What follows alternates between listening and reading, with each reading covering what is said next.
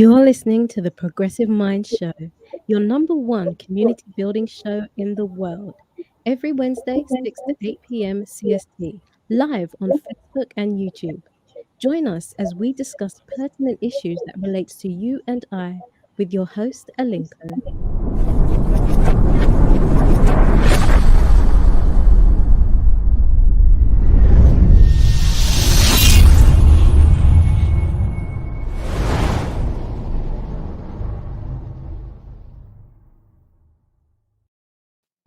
Hello, everyone. We are very excited to be coming your way. This is the Progressive Minds Show. It is September 26th, 2021. Beautiful Sunday here in the city of Chicago, voted the second most beautiful city in the entire world. We are proud. Okay, we work very hard for it.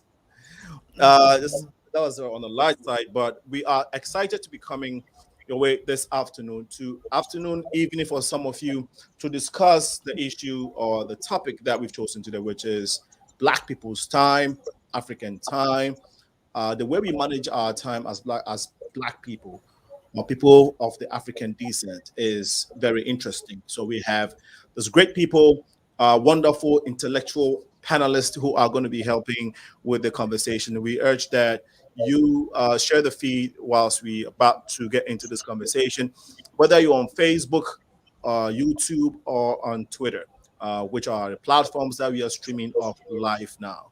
We will go directly to our guest this afternoon to engage. We also encourage you to be part of this conversation as we find it very, very, very relevant. Bear with me one moment while we go to our panel this evening. We do have, for some of you who may be consistent followers of the Progressive Mind Show, they have been on here before. So we'll get straight to them. Let's give us 1 second while we try to get their feed on here. Okay. All right, here we go. So hello, everyone, and good evening. Hello. Hello. Hello, Alinko. Awesome. So this evening, we have Dr. NONYEREM Davidson. He is a senior academia at Newcastle Business School in the United Kingdom. He's also the president of the United Progressive Africa Foundation and the former Nigerian presidential candidate. I beg your pardon, please bear with me. We are going to get some feedback, so let me take care of that. Okay, now this helps. We'll go back to the intro, and then I'm sorry, we're still getting some feedback, and I need to take care of it. Please bear with me. Okay, now we're good. So, second panelist on here is Auntie. I have to add Auntie to it. It's a Ghanaian thing. Please pardon me. Auntie Dr. Sarah DORGBADZI OSSEI. She is the founder of artistic director. She's a founder and an artistic director of Lododo Art Foundation. Lododo just means parables or storytelling. Auntie DORGBADZI, that's correct, right? Okay. She's also a senior lecturer and head of Department of Theatre Arts, University of Ghana, Legon.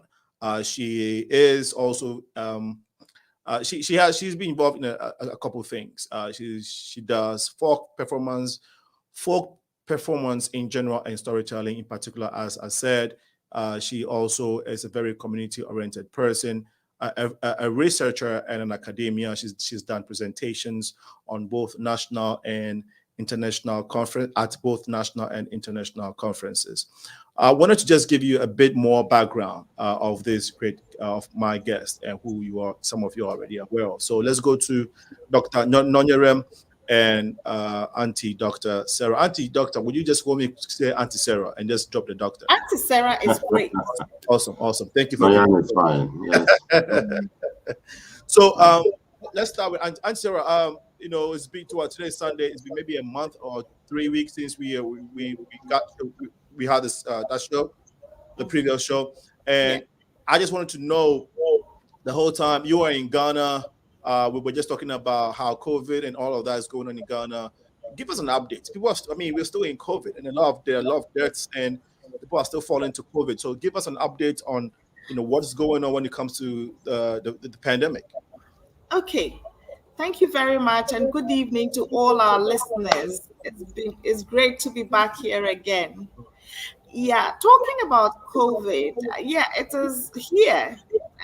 We know that the Delta strand is hovering all over the place. Mm. We in Ghana are still maintaining we are upholding the protocols. We wear the masks, especially when we are out in public. We do the hand washing, the temperature taking, and all that. We do physical distancing at gatherings and things like that. Mhm. But from where I stand and the way I see people's attitude and behavior towards the pandemic, I think the fear regime has passed. I think the fear regime has passed, even though we still know people are catching COVID and people are actually dying from COVID. Mm. I feel that we are beginning to lose sight of how deadly it is, and we're beginning to treat it like malaria. Mm. We are Yeah. behaving towards COVID the way we behave towards malaria, because malaria is equally deadly, but nobody cries loud about malaria in Africa, in Ghana. Nobody, it's not a big issue. Right, because Uh-huh. we treat it as something that is part of the culture. Okay, it's here with us. Yes, it's here with us. We know what to do every day. We are constantly on our ginger and drinking our hot beverages and steaming. Some people do steaming in the morning and in the evening. There's a traditional way of steaming, which is a traditional way of treating. Even when you have malaria, we do the steaming. So that has become very popular. People are drinking neem and steaming neem, and people are drinking all kinds of herbal brews that we are familiar with, that is helpful in treating these kind of maladies. Mm. Thank you, Dr. NONYEREM. Uh, Mm. I mean, you and I live in the diaspora. You in the UK, to be specific. Tell us, what the condition, what's the atmosphere currently when it comes to the pandemic over there? I think, Edward, good evening, listeners. It's a great pleasure being here once again. And thank you, Alenko, for giving us this opportunity to meet once more. My pleasure. Just like Sarah said, I think it's like it doesn't exist. It's like it doesn't exist. Really, in the UK? Oh, yeah, where I am. I tell you what, yesterday I took my family, we went to a very big store. But it's like, I think it's an American store. It's called Costco. Okay. It's a Oh, very, yes, yes. very huge one. And believe you me, there was no space in this, all this question of physical, there was none in everybody. But, people were 6 feet eating together, mixing. So social distance. it's like it doesn't exist. But however, what the government has done is to lift the previous ban on wearing masks. It's now voluntary. And I think individuals are so tired of it. So it's now voluntary. Yeah, if you want to, yes. If you want wow. to wear a mask, you can, yes. Oh, okay. But most people don't. Okay. I personally, I only wear it when I'm in the supermarket. But I think today is far better than it was a year ago, I must tell you. I think things are beginning to return to normality. Okay. Oh, thank you. No, thanks for sharing, because in the here in the States, at least for the state of Illinois, mask is mandated. And in a lot of states, it's mandated. So, you gotta have it. And there are conversations on what's mandating vaccine, which nobody should coach me on that. But there are conversations. If you look on, social media, there has been talks about it. And so it's just to say that it is the protocol and the preventive measures, at least set by the government, is very strict. COVID is still very high in the United States. The conversation about COVID is at its peak.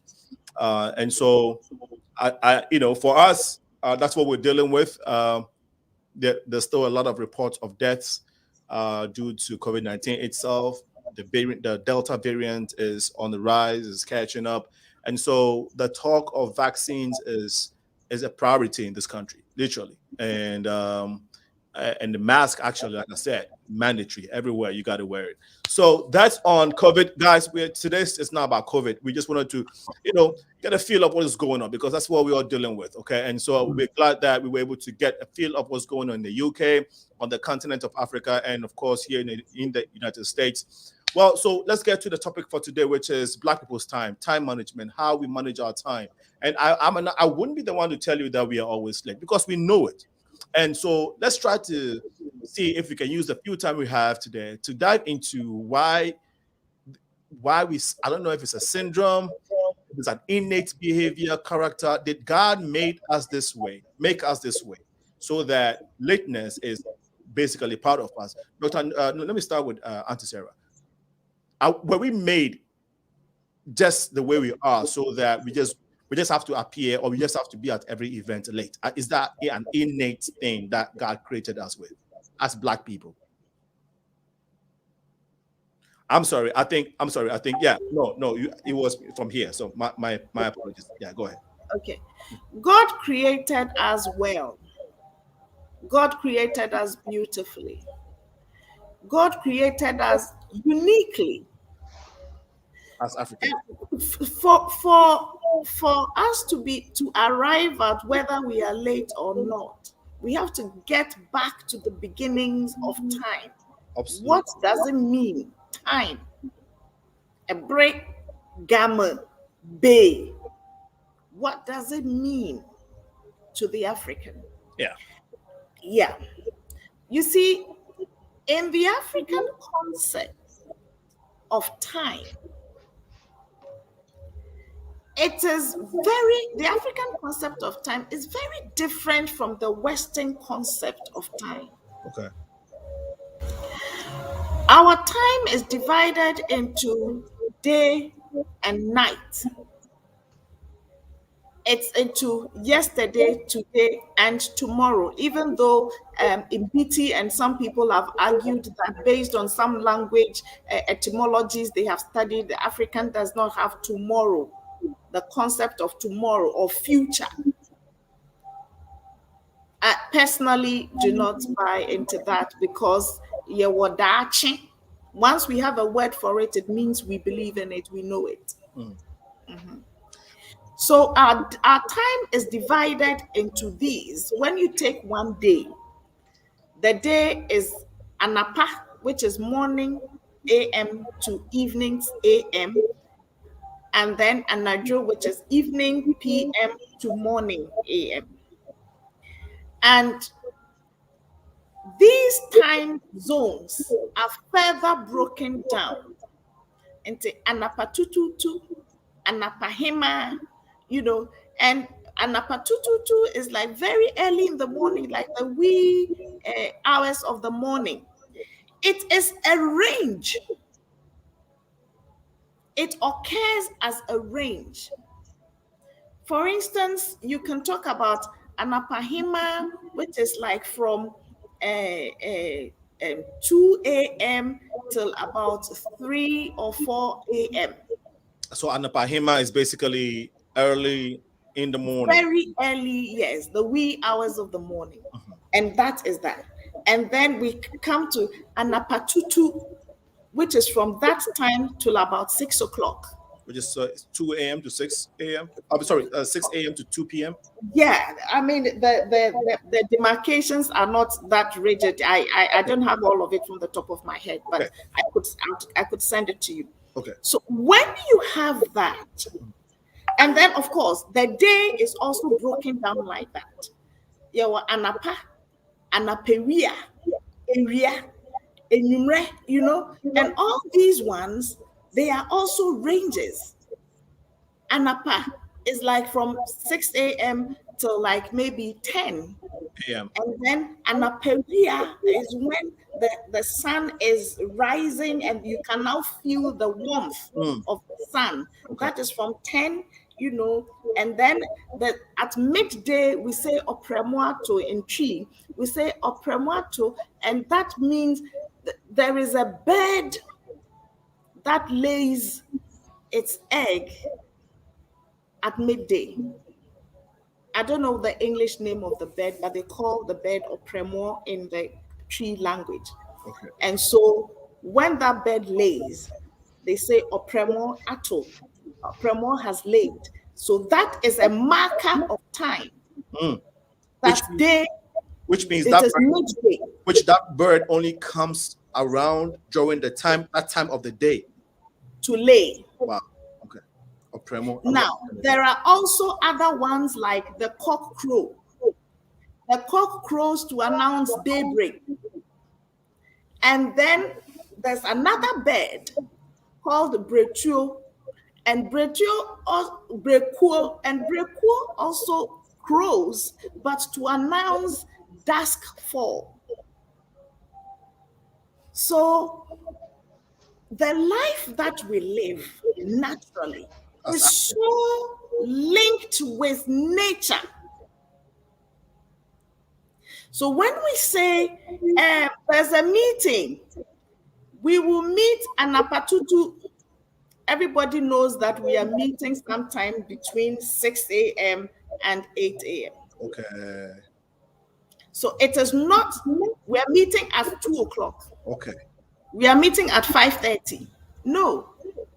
The clock, as we have it today, is not an African concept of time. It is not. But as we are saying this, I still say this to say that we do have a concept of week. We do have the concept of months. We do have the concept of years. We have that. But then the way we break it down in our day-to-day activities are not as rigid as it is in the life of the Western world.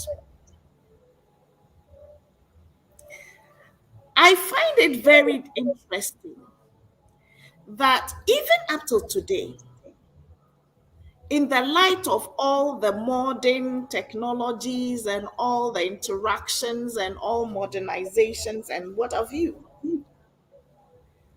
we still have the attitude which says time is within our own management. Okay, to that point, let's go to let me say this before I forget. Okay. We give value to time. Okay. Wow. Dr. Israel. NONYEREM, Israel. Okay. NONYEREM is preferred. Is that correct? Yes, that's fine. Any of them is fine for me. I am tempted to address you by the two because they all sound very good to me, and so I'll be interchanging. So it's my problem. Thank you. Thank you. No problem. That's fine. Yeah, thank you. No, you listen to her. Anything you'd like to add to what she said, and that is very powerful. What she said, Auntie Sarah. Thank you so much. What time? She was basically giving us the definition of time to the African. Yes. Please, Dr. Israel, if you want to comment on that. I think the point she makes is quite valid, and that is if we're looking at it from a traditional sense. Okay. Now, it is equally true that Africans tend to value relationship more than time. That's another angle from which one can look at it. There was an English playwright called William Shakespeare. He made a very powerful point about time. He said it's better to be 3 hours early or too soon than to be a minute late. All right. Now, that shows how important time is from European context. And you see, when it comes to look at values of different societies, I'm always very, very cautious at wanting to place one above the other. Because as Sir just pointed out, Africans, we know what time is. There is a joke I came across today, a very fascinating one. And the joke said that when God made man, he said he gave white man the watch, all right? But he gave black man the time. And I think that is very, very important here. So white man uses an instrument, a machine, that controls whatever the white man does, in the way that white man prioritizes time.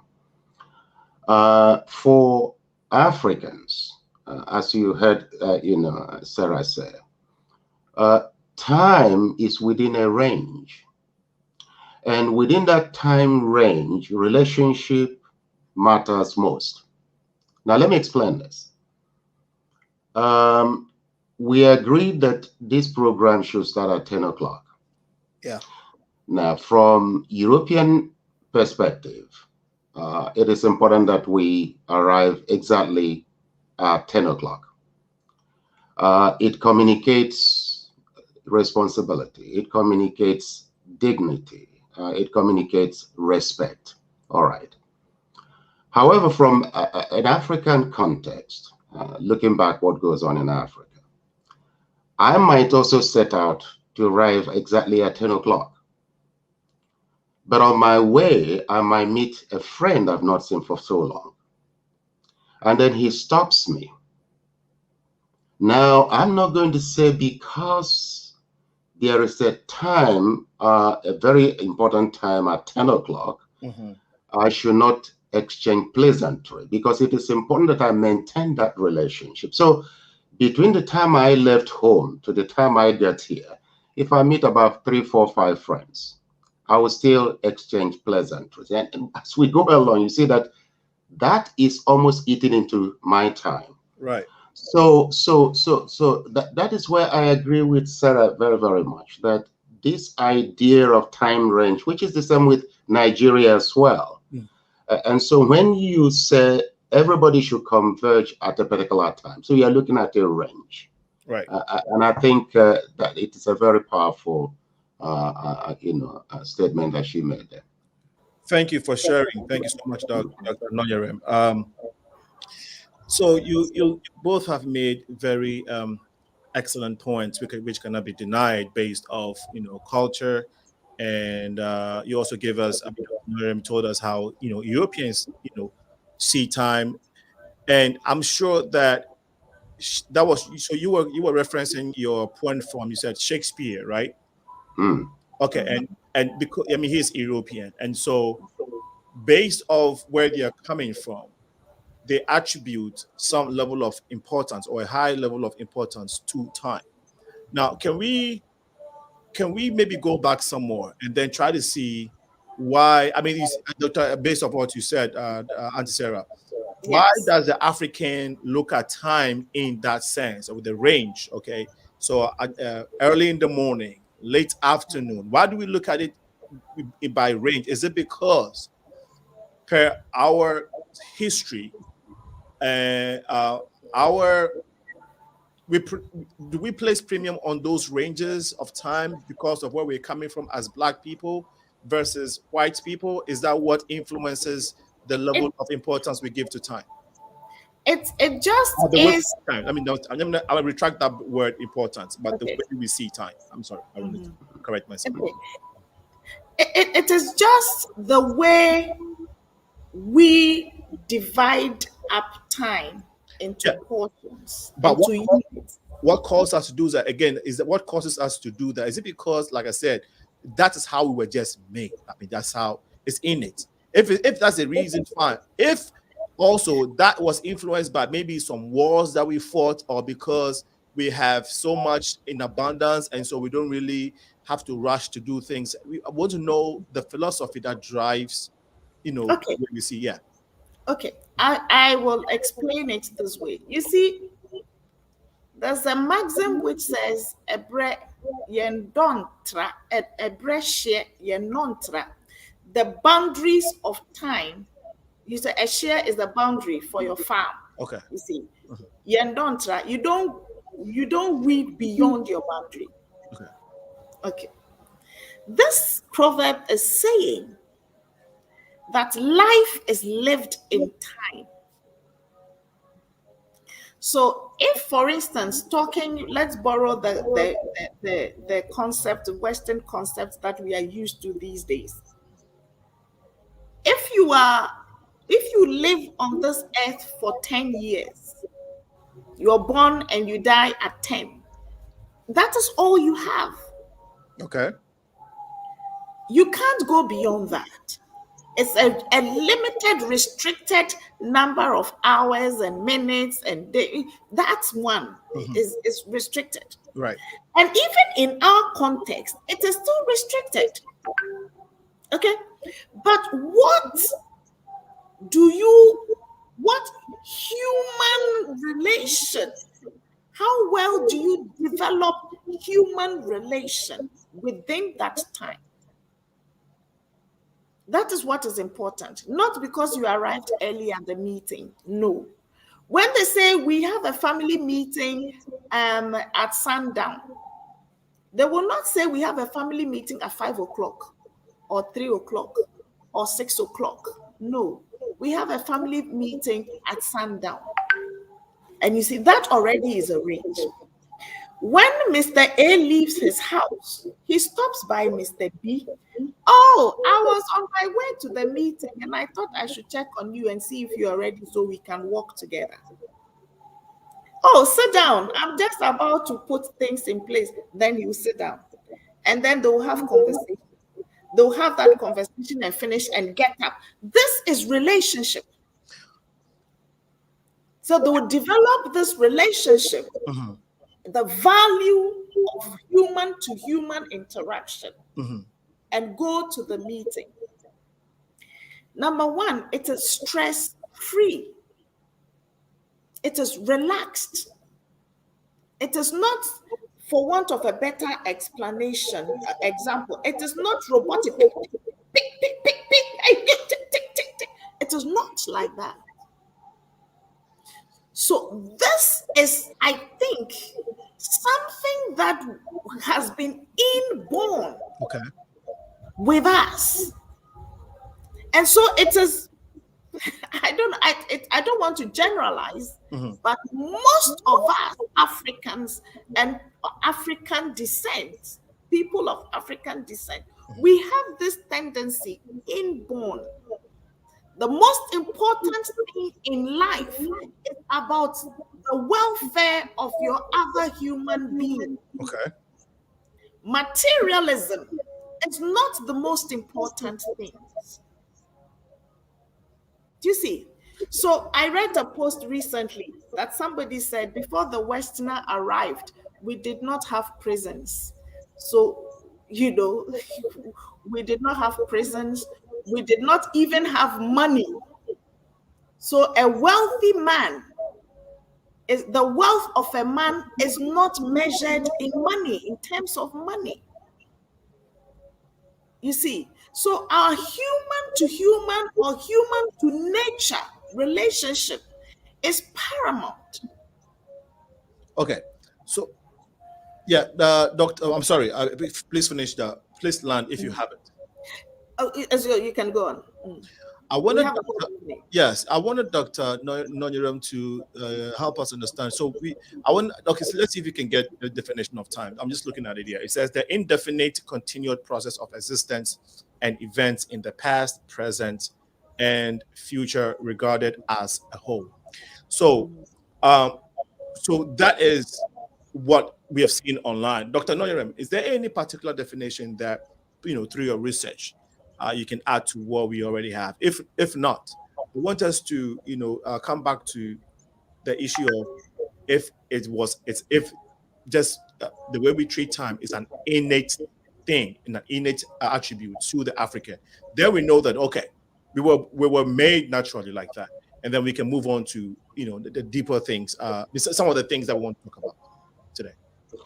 Well, I wouldn't say we were made that nature, imbued a code that said we must be late.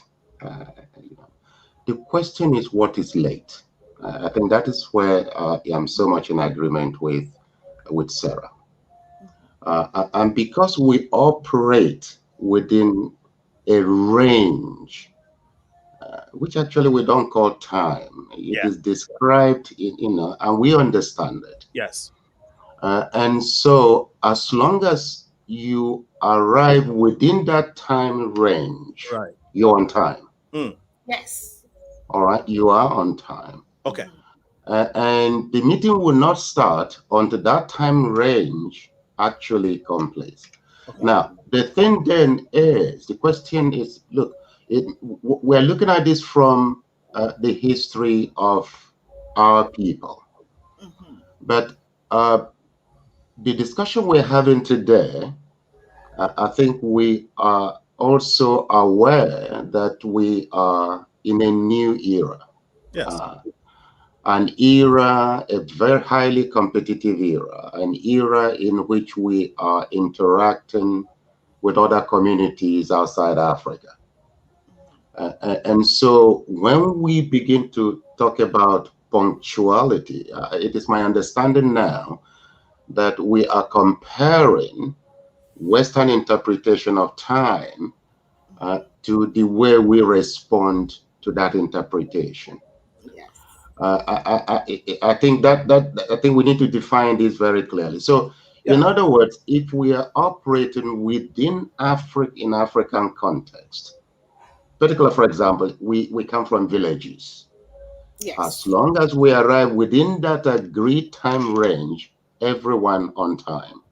Yes. And so I think based on that, a number of us who grew up in Africa, who grew up with our parents, who saw our parents and communities operate their timing in line with tradition and values, I think it remained with us, somehow. Okay. But the question then is now that we are not just typical traditional Africans, we believe we have now mixed up with other civilizations. Yeah. The question then is, are we actually imbued? Are we late? And that's the way we see it. And if so, why is it, in that way? Okay. Thank you thanks so much, Dr. Aunt Sarah and Dr. NONYEREM. I think that it is a question that we ponder within our community all the time, whether you're in Africa or here. Because in Africa, we know we're late. And so when you want to have a party, if the party actually starts at 6 p.m., you want to announce that's going to start at 4. Now, I think that, compared to this era that we are living in, which you referenced, Dr. NONYEREM, does it? I don't. For me personally, I don't think that it helps us compete in today's world, in today's global village, because if we're showing up at meetings, that may not necessarily be tradition related. And we are using, or we are referencing the fact that this has been our culture and this is how we do things. It makes us, I think it kind of, retrogresses us in this day of economic competition, if I may use that phrase. Dr. Auntie Sarah. Yeah, it's a very difficult thing to discuss. It's a very difficult to discuss because when we're talking about philosophies here, do you see? And so when you say we are in a global competition, economic competition, economic competition and all that is fine. It's true. Okay, fine. But why does it have to be the Western standards that we must always respond to? Okay, that's a good question. Because globalization is westernization. Everybody's gone quiet. Well, globalization is yes, of course. Of course, because when we talk about colony, we know Europeans colonized everywhere, especially the British. So their culture was imposed on everyone, be it on the continent of Africa, Asia, elsewhere. So yes, but that happens to be our world today. Africa is not doing anything necessarily different from what the Western culture. I mean, we're not even trying to say, okay, let's go back to the way we used to do things. Oh, it's either we are perpetuating the Western culture, or we are trying to actually embrace it. I mean, we are perpetuating it, or actually outdo it. Because as an African, we sometimes overdo what we have, even what was not ours, what we learned, what we've seen from the Europeans. We try to undo sometimes, and so it's just a fact. The reality is that the philosophy to how we used to do things, I don't know if the whole truth for now, because in this day and age, I mean, right now, we're just in this time. If we as Africans are now reverting to what we used to do back then, as you mentioned, the way we apportion time and how we place value to time and relationship and all of that, but we are here now and try to, live just like everybody else and get basic amenities, infrastructure, facilities for just so we can all live normal standard lives. I think that it's very important that we pay attention to how the value and the way we see time today versus how we were dealing with time many decades ago. And I think that it is a very interesting topic, as you said. Dr. Nonyorem, I would like you to chime in, but we'll want to take a short break. When we come back, the conversation regarding sorry I am late, the African time or the Black person's time would continue. It is very important that we look at this, because as I was saying earlier, and as they were saying, it is no longer, I mean, pre-colonialism or slavery, all of that. This is modern day world. And so we got to be able to adjust some of the things that we used to do back then. Maybe at the time it helped, but now things have switched. So how do we also change as a people to in this modern day? Sorry, we're trying to get this commercial. There is a cry. Aglo, Aglo, Aglo. Aglo Bolingbrook Lighthouse is a network of caring women. We are a dynamic global movement with a single mission to see God's purpose fulfilled on earth as it is in heaven. Our mandate is every nation touched and every heart changed for God. We invite you to our prayer meeting every Saturday and breakfast meeting held every last Saturday of the month from 8 a.m. to 9 a.m. via Zoom meeting. For more information, please contact Dickness Rebecca Modi at 630-297-1471 or Reverend George Ofe Ado, our advisor, at 630-414-9505. We look forward to having a refreshing time with you in the Lord. Thank you and stay blessed. There's a cry in my heart. Welcome back to the show. This is the Progressive Minds. My name is Alinko. We're talking about the way Black people and African manage our time, the way we see time.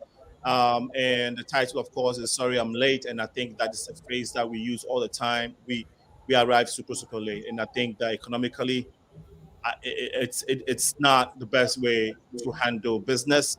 It actually retrogresses us as people that are striving to make our society better. And so this is the topic. This is what we're talking about. Feel free to chime in on the Facebook page, YouTube, we're on Twitter as well. Share it as we go along so we can all participate in this topical, in this very pertinent conversation.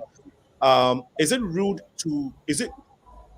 okay to classify someone, Dr. Nonyrem, you mentioned it. If people show up late, you were seen as a rude, impolite, disrespectful. Is that okay to refer to people like that when you were late to events in this day? We're not talking about back then though. Is in this day, is it fair to address people who arrive at events late in this manner? I don't think no one would openly address an individual who arrived late as being either irresponsible or whatever. But it is within the culture of the West. I think it's like a contract. Once you've accepted an appointment time, I think it's your responsibility to make sure that I arrive at that time. But I want to say something here. Sorry, I'm late. That is a terminology that is used to explain probably why one arrived late. Not late in this case, measured in European context. Alenka, I want to tell you that from my own perspective, European definition of time is not superior to the African one. Okay. And so what we're looking at here, we're looking at two different cultures. And these are very powerful and strong cultures. But I think the point I would like to make here is that when we are within the traditional African context, then we abide by our own view or our definition of time. But when eventually we decide to set time using the European definition of time, the clock, I think then it becomes our responsibility to make sure that we comply to the requirements of that European timing. But of course, there are issues. I think when we say, I'm sorry, I'm late, particularly in Africa, for example, it is because no one will consciously want to be late. But because of a number of challenges that we face, whether it's transportation, whether it is traffic, whether it is, fuel sometimes, those factors tend to slow us down. I mean, in Nigeria, for example, I know of individuals who leave their home around 4 a.m. in the morning in order to be able to get office at 9 o'clock on time, and they still arrive late. And so you wouldn't tell me that such an individual did not make an effort. And so when he or she arrives, then the next thing would be say, look, I'm very sorry I arrived late. And if you allow them to explain that, they will tell you, I started this journey from 4 a.m. And then, of course, you see the ordeal they had to pass through. Right. So I think that is the way I would like to say things at this stage of our conversation. Thank you so much, Dr. Nonyerem, for sharing. Auntie Sarah, is it fair to say that we as Africans have to adjust? You said, yes, that Western culture globalization is Western culture. We can't sieve it off our African culture. I think the two have come to stay now. The blend is what we have now. So how do we? So how do we try to see how do we manage the way we used to deal with time, which has become part of us, which is why we tend to be late, versus how we respond to today, what we see as European time, and actually be on time to be effective in our in our daily, to be effective in the way we do things in Africa. Yeah, you see, it's a very simple thing, but at the same time very complex. They say in Chi that when the music changes, you must change your dance steps accordingly. Okay. So we have arrived at the point where we are also calling the time according to the clock. You see, the time according to the clock moves from left to right. Okay. Our time moves from right to left. Whose time? African time? Yes. How? Oh, okay. Per the way we treat it now, is that what you're saying? No. I'm going to draw another. It's not the way we treat it. There's something about go. You have to read about Congo cosmology. You will understand the movement. Okay. Everything goes through that movement, and so we are saying it by mouth today. We are using the Western notion, the clock.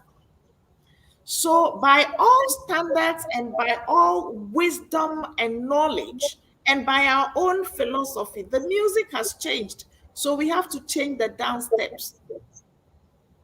But there is a myriad of things that must change for that dance step to work effectively. The system that we are living in has to change.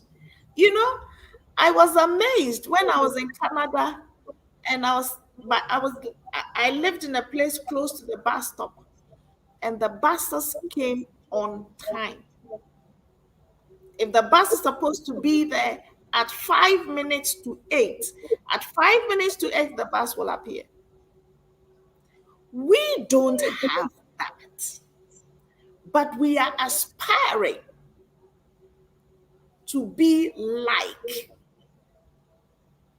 So there's quite a bit of a journey that we need to cover to arrive.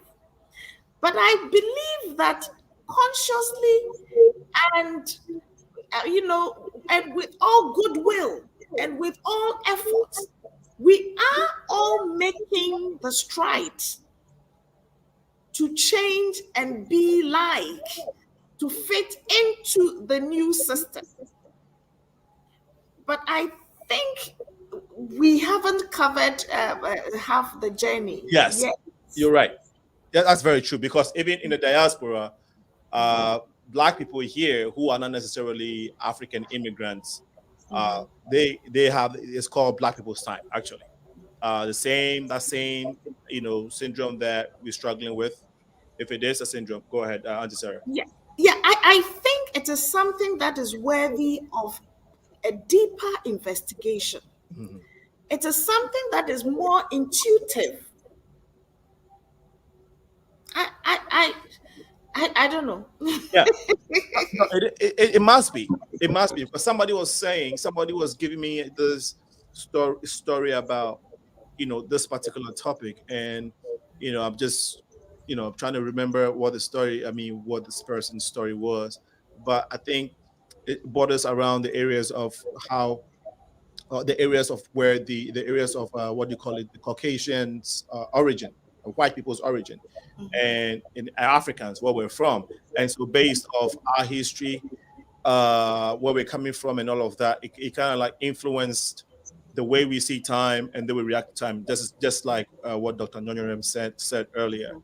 Europeans see time the way they do, and their attitude towards time is because of their history, where they're coming from. The fact that there was lack, and so they had to treat everything they had with all.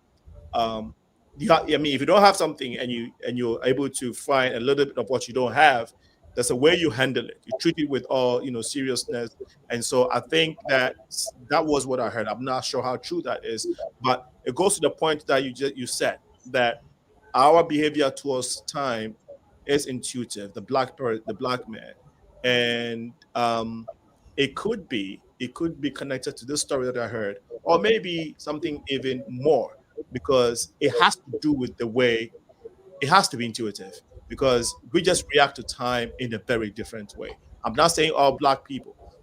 Here in the diaspora or in the West, a lot of people are on time, but typically we know that Black people are always late, whether you're in Africa or elsewhere. And so, thanks so much for sharing, Dr. NONYEREM. We are here today. We are here in this world. What do you think? Should we still linger with that historical background of Africans, where that's how we are, that's who we are, and so it's okay to handle time the way we are handling? Or would you advocate that as Black people, we stay within time, we stay on, we appear on time and stay within time, just so we can improve on our standard of living or our way of life? I mean, well, first of all, I don't like the sound of being called a Black person. Black is color. We're Africans. We are Africans. Okay. There's nothing like white man. I've never seen a man who is white. And so I think the point here is, I think, is that there are some cultural views of time that we need to change. For example, I don't know how we managed to get this into our psychic, that a man who holds, or woman who holds an important position feels even more important choosing to arrive late so that people will wait until they arrive. And that makes them so important. It's a very common thing. You have judges withholding proceedings, arriving late so that everybody will have sat, and as soon as they come in, everybody will have to stand up, and then that individual feels so important. We've also got some, which, depending on the occasion, it is a very common, and Sarah will correct me if I'm wrong. There is this impression also in Africa that, for example, if it's something to do with festivity, that if you arrive too early, if you arrive early, it's an indication that you're very hungry or you can't afford,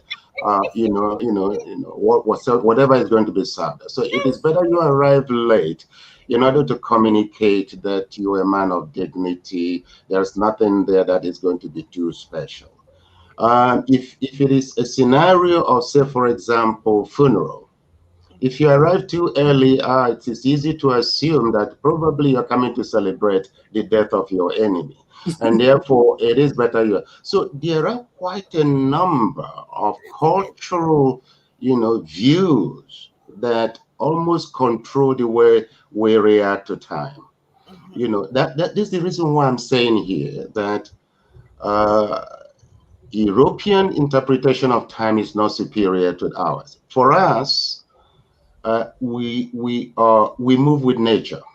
We move with nature. I think that's the way, whether you're born in Madagascar, whatever it is, I think within us there is that we are more spiritual in the way we deal with things. But however, does it mean that we should remain in that way and not? We can change. Those of us who are in diaspora, we've been forced because we know there is a penalty if you fail to arrive on time. So you can learn it. In fact, I read recently, we know that the Japanese are very punctual. Apparently, they learn to be punctual. That was not the way that the Japanese were made. So the point I'm making here is that we are now in a new, I wouldn't call it a new era. It is a different, when you are dealing with, European organizations, they have a culture. And that culture is time is part of it. So if we're going to work within, the confine of that very particular culture, then we have to learn to be able to comply. Otherwise, there'll be consequence. Yeah, there will be consequence. Also, if we are busy, if we're going to compete internationally, time becomes part of it. Customers who are in New York will expect goods to be delivered exactly as agreed, no excuses, otherwise there will be some legal challenges. So I think we have to, and one of the things I love about Africans is we can adapt. We can adapt if we are convinced that it's a good reason for us to do so. So I'm not sure whether I answered your question or. No, you did. No, you did. You did, and actually took us into, I mean, deeper into some of the things I wanted us to look at when Yes. it comes to trade, doing business. Auntie Sarah, so thank you so much, Dr. Nonyerem. Auntie Sarah, do you think should we just as Africans remain in our traditional view of time? No, you see, the traditional does not mean it shouldn't change. Okay. As the world is changing, the culture is evolving and the culture is changing. Okay. Do you see? Okay. So it is, I am sure everybody, nearly everybody, has arrived at that point, because this notion, this Western notion of time, is also a very literate way of thinking. Okay. And the traditional way I was describing is a very oral orientated, an oral orientation mode of thinking. Okay. Uh-huh. So, but now, anybody who holds a mobile phone is doing literate thinking. So, literate thinking is quickly overshadowing oral thinking, not eroding. What is literate thinking? Literate about people who read and write. Okay, so it's people who have been to school, educated. Uh-huh. Okay. No, that is a different meaning. To say educated, people can be educated when they don't read and write. Okay. All right. Uh-huh. So people who are literate, when you write things down and you go back to read it, your mind begins to function differently from when you store the information in your mind. Okay. In your head, in your brain. So you can be educated and not literate. Yes. Mm-hmm. Because in our traditional environment, there's education. Yeah. And not all educated persons are literate. Yeah. Okay. And actually, the meaning of literate is somebody who can read and write English to begin with, before I started spreading into other countries. Okay. You see. So it is a literate way of thinking. Now, we are now at right. We have one foot in the literate and one foot in the oral. Okay. We now have to lift that oral foot and bring it into the literate. But we relish the beauty of the oral.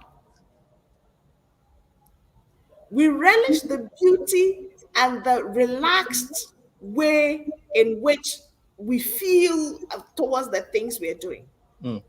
But then at the same time, we want to have the benefits of the Western notions of time.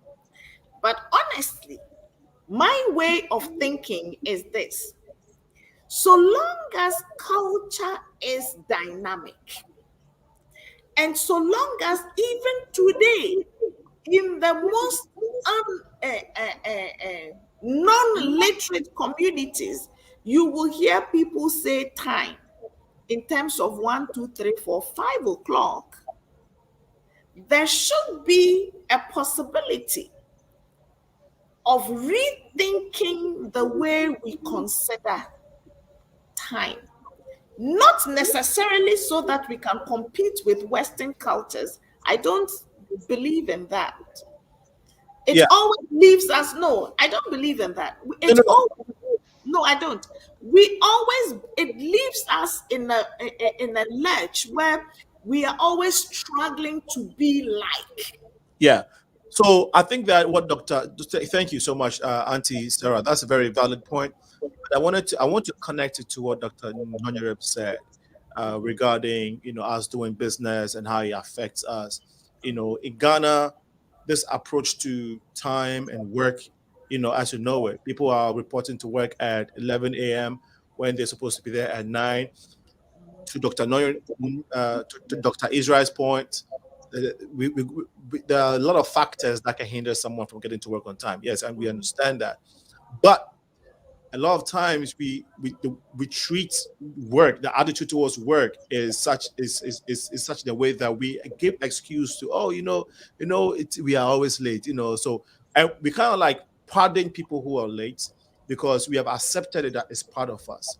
And I feel like these little things, because if you're not reporting on time and you are leaving work early, it's affecting productivity.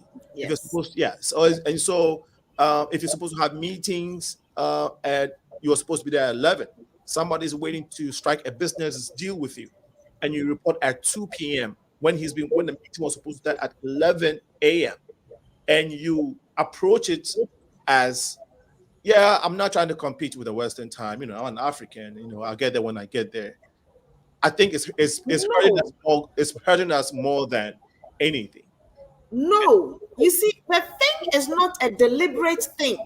But it's in That us. is, So because you said it's intuitive based on where we're coming from. Subconsciously, it affects the way we react to time and meetings and work. but then it is almost disrespectful to say that, oh, we are always late, and so no. That one is not acceptable. And yes, because but that's the attitude we have as people,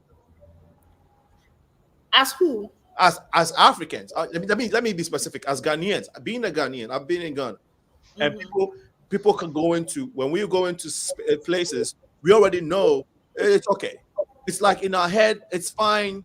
Even when we are late, we know it starts at 10 a.m., but we're going to get there at 12, and we know it's fine. And when we get there, the people who are organizing the event, job interview, whatever, will not. It's not like you will not be held accountable and responsible for being late, unless even at work, even at government work, civil workers. We get there, you get to work late, and your boss doesn't necessarily reprimand you because it has become like an accepted culture. Correct me if I'm wrong, Auntie Sarah. No, yeah, you see, that is not like that too, because in my unit, Uh-huh. when you come to work late, I let you know. In fact, I let you know from day one that anytime you come late, no, and if you want to take a leave, tell me so we count your leave and then you're taking it. Okay. But if you come late, then know that you're doing your overtime to pay. You will not go take the time off the office hours and then bring overtime and pay for it. Okay. And get paid for it. So we have to do the checks and balances because we have to work towards it somehow. Okay. Because so long as we are not only staying on the farm and going to farm and coming back to cook and eat, and we are going to offices, and we are going to be signing letters, and we are going to be doing these kinds of things, then there has to be a change. Yeah. No, I was just saying if that this is our attitude, and I don't know if you agree with me that generally, I would say typically, Africans, Ghanaians have this attitude of not necessarily respecting the time that has been set for that event, party, or meeting, because the general notion is that everybody understands that if I'm late, it's okay. But I have a problem with your language. Which one? What you just said, the way you say it is not right. It's not right. Okay, Dr. Israel. Correct me if I'm wrong. Do we not typically, as Africans on the continent, even we do it here too, treat time as though it's okay, I get there when I get there, and it's fine. And when we get there, whoever is in control of the thing does not necessarily make us feel that, look, you were late and it's not acceptable. Hasn't that become part of us? And don't we exhibit this regularly as Africans? Correct me if I'm wrong. That's my observation. No, I don't think Africans in white-collar job, as far as I know, or in Europe, will want to deliberately want to say, well, our ancestors bequeathed to us this almost lazy attitude to European time. No, I don't think that is the case. But I think Sarah used the term earlier on. I think we don't want to stress life. I think we always want to feel that things have to be done not in a very stressful way. That is the way the African culture has been. I But accept. the major issue now is that when you are working, whether with the civil service, whether with a private organization, these organizations have all been crafted or conditioned to operate using European definition of time. And so it makes it very important that we comply. I don't agree that we simply say, oh, within us, there is this natural code in us that say we must. Otherwise, none of us will be able to hold responsible positions. Exactly. Okay, no, I think Yes. okay, good. Thank you. And I take the blame that I wasn't specific. I generalize it. But you responded based on how we go to work. So we know that in the diaspora, and you use an example of us being in the diaspora, which is true, Mm, because here you get fired or you pay dearly for being late. So mm, we make it on time. If we flip the coin and it's an African or African organized party, naming ceremony, meeting about maybe the community or something else that is not necessarily Oyibo work related. If it's for mm. us, if it's within us, our community, we have this type of attitude towards it. And that is what I'm trying to say. That if we can treat the Western time, we can be punctual to Western time based off the repercussions. I think we should also be able to treat, because if I'm paying for an event and I have 2 hours and you only show up an hour later, it costs me. We are not effective. We are not able to get the most out of the time. And I think that is the point I'm trying to make. I think yes, yes. I mean, if you're bringing it to social events, I mean, look, but that's the No, point I made earlier. not even social meetings too. If Yeah, I'm meetings, that's right. Yes, African meeting as well. African meetings, Yeah, that's the point I'm making here is that, look, punctuality, whether it is meeting, whether it's a festivity, I think in these modern times, because time is so important, a lot of people who be attending such an event, they are time restricted. It is important. Mhm. But however, there are some mindset, even myself, to be honest, I'm telling you here, Mhm. there are some events, if I'm invited, I'll have to think very carefully whether I go early or whether I go probably, slightly late. The reason is the assumptions, and I've mentioned this earlier. It is a natural thing that is there. Right. That I've had instances where I heard people discussing. Oh, some people arrive so late; they must be so hungry. And sorry, early, or they must be so hungry. Other people want to be able to arrive at a time when everybody will be able to see all the kind of car they're arriving in, how the wife, the gold and everything that will be shining, Yeah. and all. So there are certain values, there are certain things we need to be able to change Mhm. within us. So some people deliberately they will want to arrive late. They have the capacity and the willingness to arrive on time, but because they don't want to be perceived in a particular way, then they decide to be able to come late or early. It depends. For example, if I'm invited by very close friends of mine, fellow professionals, Mhm. I arrive on time Mhm. because they know me. They know whatever they're going to offer me, I can afford it. Uh-huh. So nobody's going to judge me for that. Yeah. But if it becomes an invitation where people do not know me that much, Uh-huh. I tend to come a little bit later. And then for me, I don't want people to notice me that much. I squeeze myself in. So there are quite a number of reasons why individuals might come in a bit late, whether it is meeting or not. Some of those things are cultural. If we want to be able to change, we need to begin to start with some of those perceptions. Absolutely. Thank you.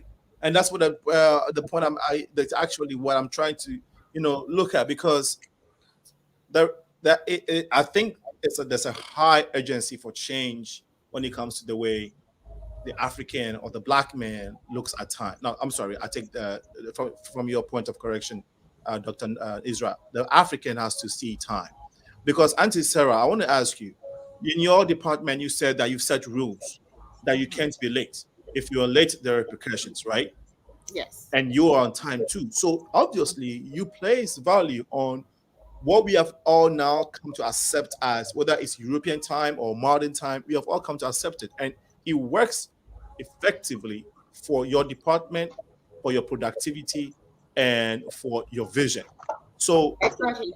good. So won't you want most people to achieve and be productive as you have in your department? So which is going to my point that we ought to change drastically and not necessarily be looking at us accepting the European culture No, or imposing European culture.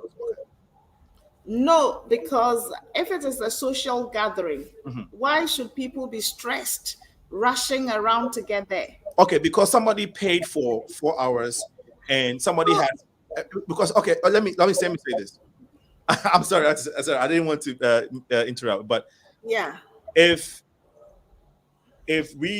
you have to work the next day or go to church or go to do something the day after, and you are supposed to go to a meeting or a social event that lasts for 4 hours, whoever is organizing this has paid for that.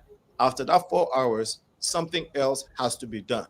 So we have apportioned time so that we can be very productive and efficient in everything that we're doing.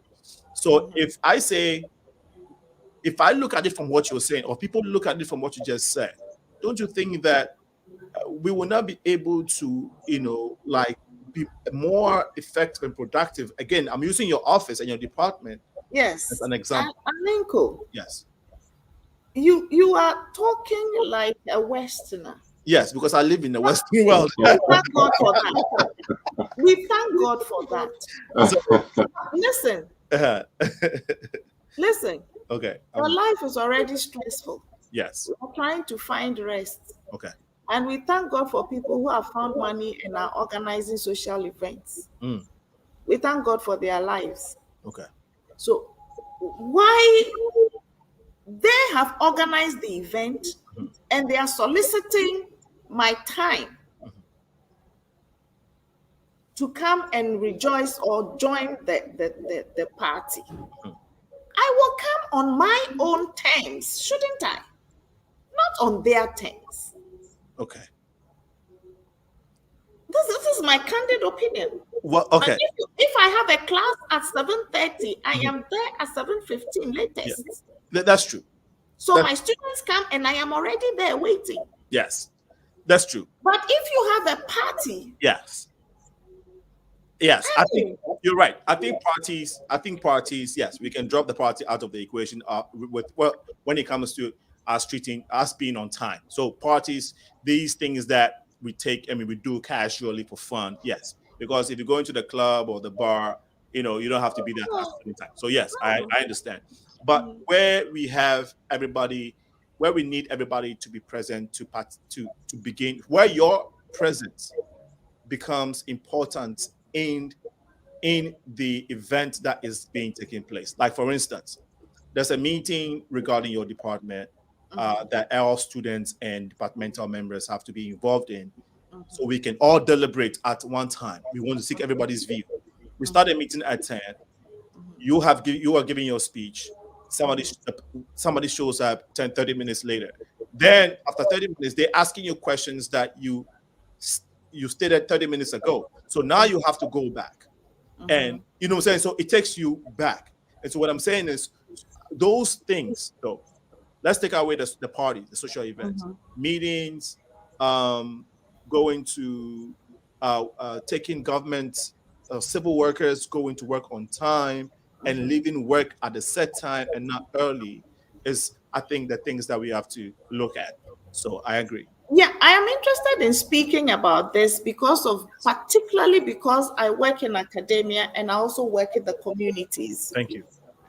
When I go to a community to have a meeting with community elders or community opinion leaders, I tell my team, as you're going, relax.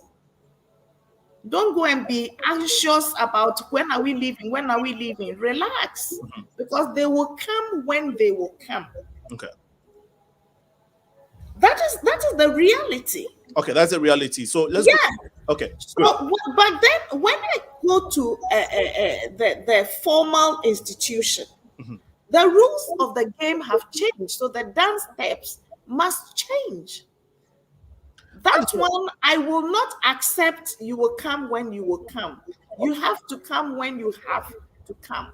So you have the view that if it's a party, social gathering, Africans should feel free to report at any time. I just think life should be stress-free. Okay.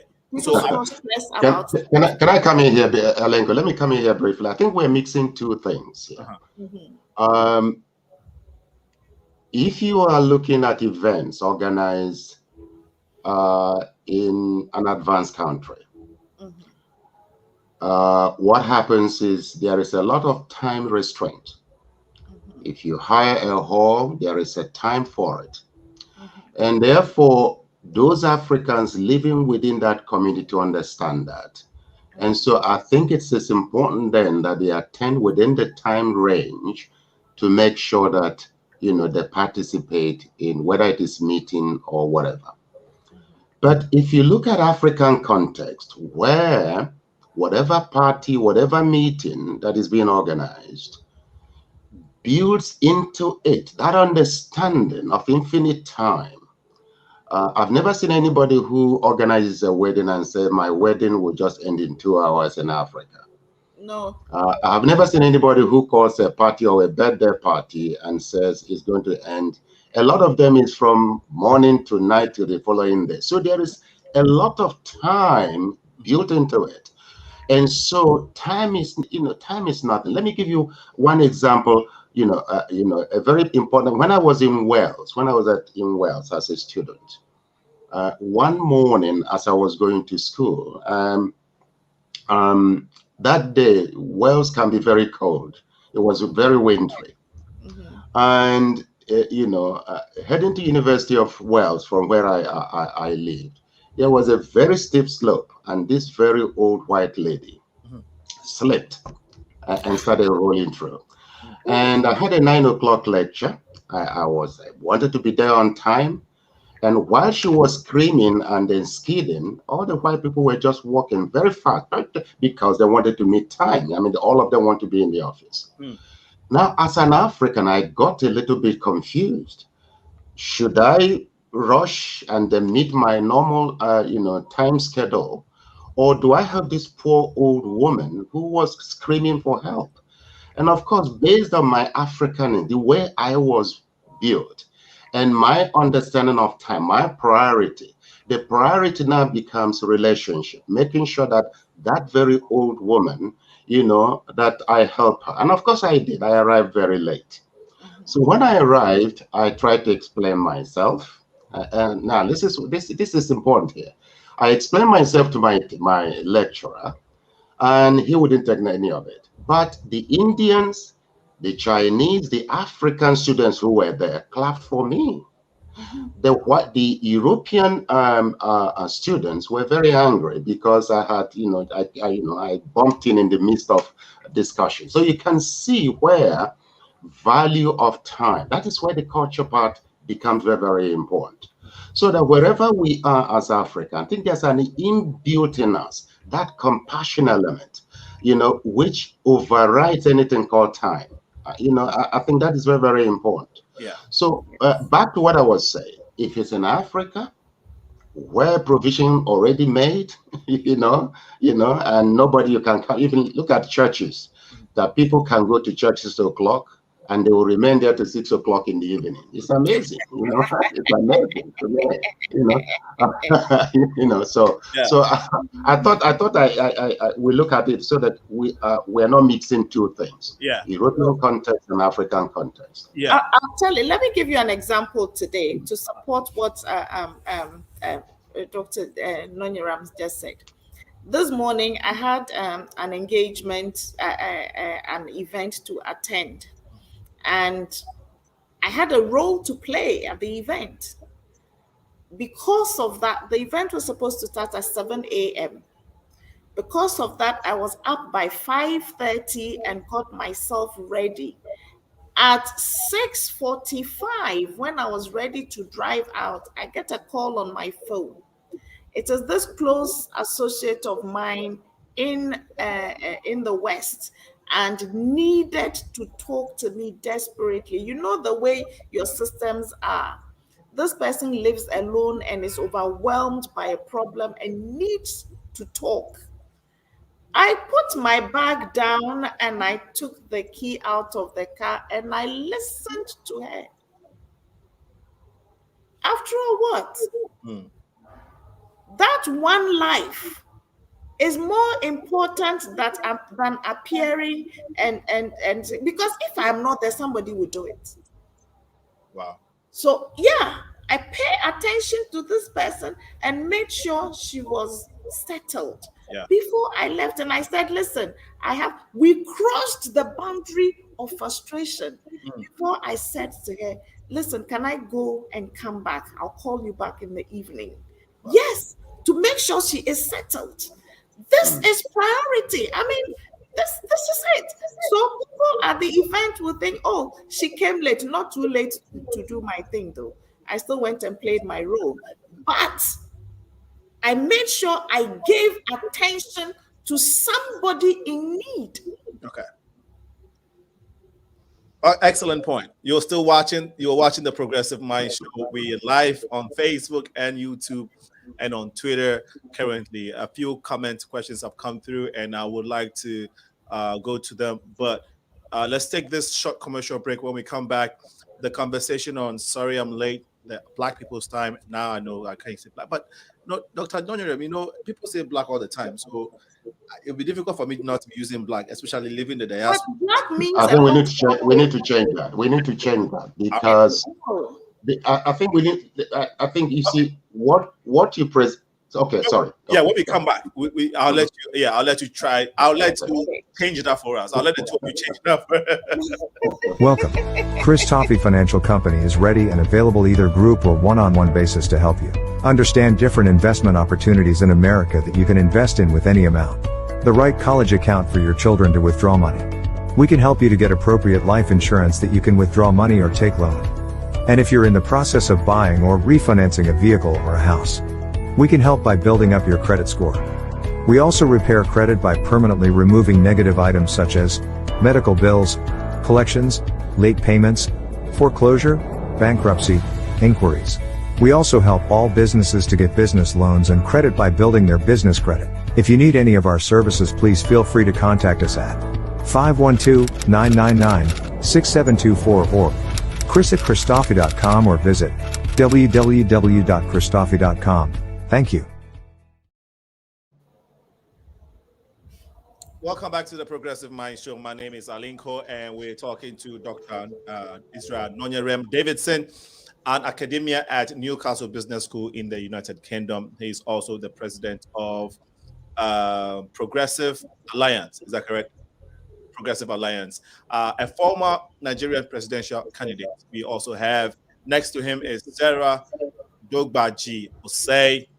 She's a senior lecturer and head of department at the Theatre of Arts, University of Legon, the only university in Ghana. Okay, only university in Ghana, the University of Ghana, Legon, and we are looking at the subject, the African time, and so we have had. If you missed the earlier discussion, we talked about where Africans are coming from when in relation to time versus the European, and how it's being infused now and what we have now as modern time. And so the challenges of blending, finding the balance when it comes to modern time versus Black Africans, our culture, our innate culture, our intuition that we have towards time, and how we related to our intuition to time versus our priority versus the priority we place on our human relation. kind of influences the way we treat time. And so we have had this conversation to this point. It's about 5:30 p.m. CST. It's 5:26 p.m. CST to be exact. And I know it's about 10, 11, some of you 12. And we really want to appreciate you hanging on and being part of the conversation. We encourage that you share the feed on Facebook and on YouTube so that we can all be part of this very important conversation when it comes to our community. And so we'll go to Dr. Nonyerem. There was a point you were making before the break. Please take it from there. I think yes. I did say that this idea of not that I'm ashamed of being an African, whatever, but the idea here is that the color, when white man coded, introduced this idea of black and white, it wasn't based on skin color. I think we need to get that right. It was based on superiority and inferiority. So I think we need to find a way to delete it completely. I think visit Oxford Dictionary and then just simply look at the meaning of white. You'll be amazed, what white means. And go and look at black. No, please. Now that you are here, give us a definition of the two. Well, it's not for me. Well, black is black, white is white. No, you said in that definition, you are making no. For example, if you look at the Oxford Dictionary, when looking at white, you're talking about purity, angelic, all those things. And then if you look at black, you're talking about devil, evil, all sorts of languages that represents black. So it has nothing to do with our skin color. The so-called there's nobody like white. I've never seen a white man before. I've seen a yellow man. I have seen a pink man. I haven't seen anybody in terms of color that is white. But of course, what happens then is it is a mindset, destruction strategy that when the children of African origin goes to look at the definition of white, what they see there, and that's why we have this notion of angels to be white. Who has ever seen a white angel? No, so all these things are, to me, we need to begin to reprogram the mindset of, this is one of the responsibilities of my organization. Right. We need to begin to tell our own story. We need to begin to change things so that our generations to come will be able to understand that we are a very, very unique human. We are unique in ourselves, and no race is superior to us Africans. So we need to address ourselves from the point of view of who we are, but not color. I thank you so much for sharing that information. But now that you mentioned your foundation, please, let's stay with that. I'll take a moment to tell us what it stands for, what you do, a little bit about it. Now that you've brought it, I mean, I didn't take you there. Yeah, my organization was it's an organization that it's called UNIPAF. Okay. United Progressive African organization. And it was an organization that I did not create it myself. I published a very short 5-minute video called "Who Did This to Us?" And I never thought that video was going to travel far and wide across the world. Yeah. And so when it did, there was a lot of pressure, people from all over the world asking me to create an organization which all Africans, irrespective of the continent where they are, can come together to begin to find a way of reprogramming the mindset of Africans, so that the generations to come are going to see themselves from who they are, that they are queens and kings. That's basically what it is, that white man, no, I don't even want to call them Caucasians, came up in order to be able to subdue us, take our resources. They had to make us to feel inferior. It is time for us to begin to re-educate the new generation so that they can understand really who they are. They were created special.